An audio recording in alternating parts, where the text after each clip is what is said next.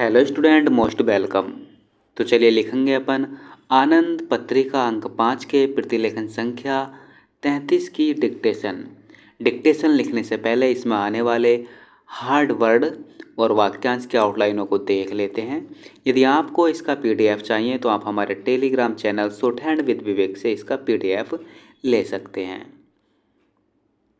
तो देखिए कैसे कैसे शब्द हैं। अंधविश्वास, सूर्य पाठ करता है, एक साथ जोड़ देंगे।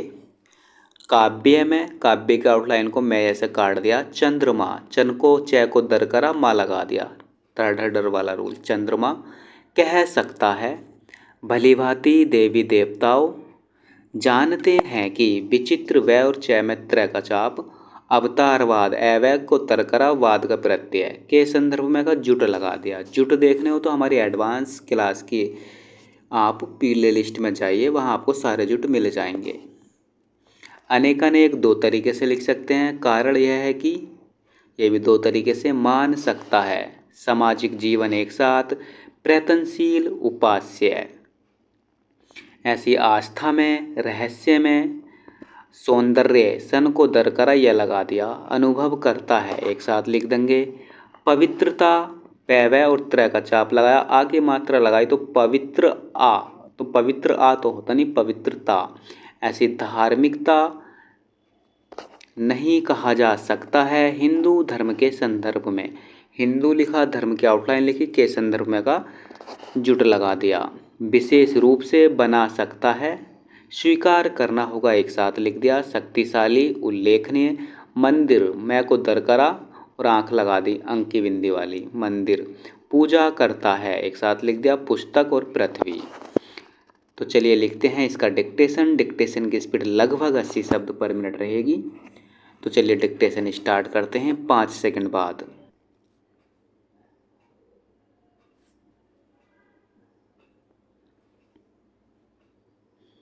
महोदय, अंधविश्वास से मुक्त होकर धर्म का स्वरूप काव्य में हो जाता है।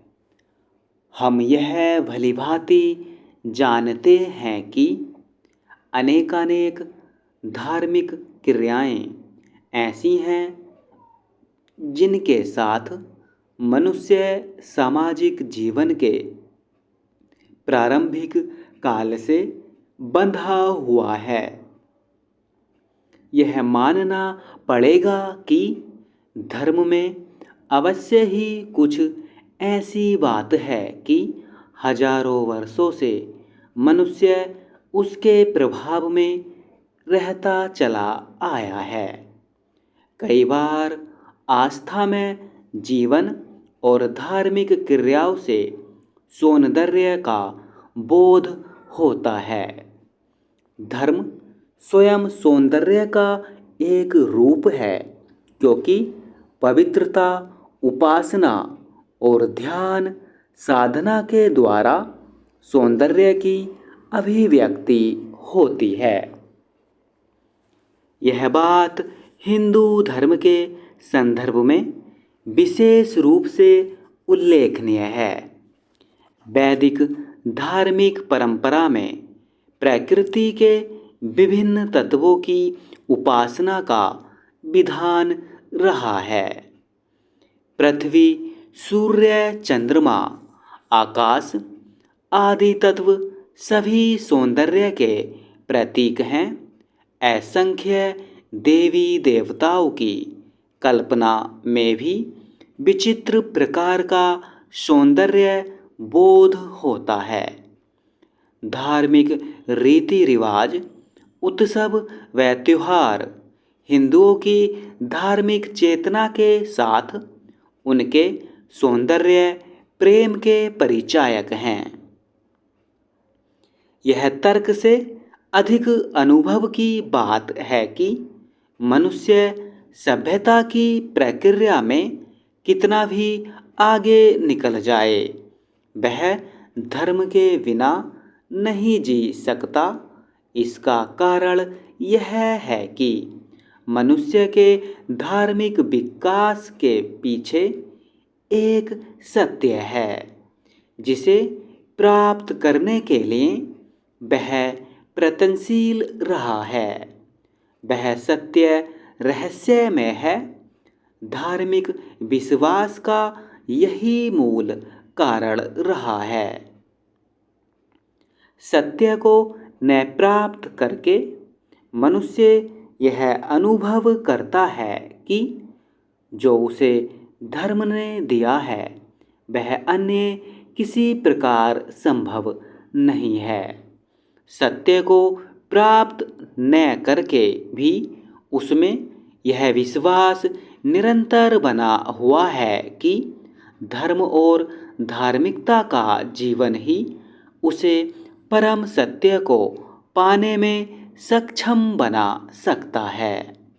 केवल यही बात धार्मिक बने रहने के लिए कम शक्तिशाली कारण नहीं है। इस धार्मिक विश्वास की अभिव्यक्ति भी कई प्रकार से होती है। जो व्यक्ति मंदिर में जाकर पूजा करता है अथवा पवित्र पुस्तक का पाठ करता है या सुनता है वह भी धार्मिक कहलाता है। तथा वह व्यक्ति जो प्रकृति को ईश्वर का पर्याय मानकर उसके सौंदर्य की उपासना करता है वह भी अपने को धार्मिक कह सकता है। प्राकृतिक सौंदर्य में सत्य को प्राप्त करने वाला मनुष्य अप्राकृतिक शक्ति में विश्वास ही नहीं करता। इसलिए प्राकृतिक जगत से भिन्न किसी दैवीय शक्ति की कल्पना उसके लिए संभव नहीं है।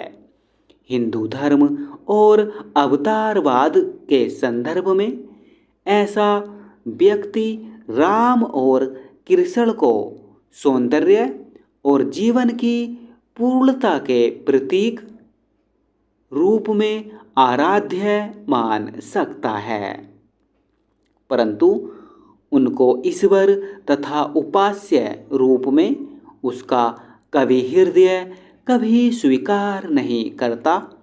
इन सब बातों के होते हुए भी हम इस प्रकार के मनुष्य को संभवतः नास्तिक नहीं कह सकते, क्योंकि धार्मिकता का यह कोई कमजोर प्रमाण नहीं कहा जा सकता।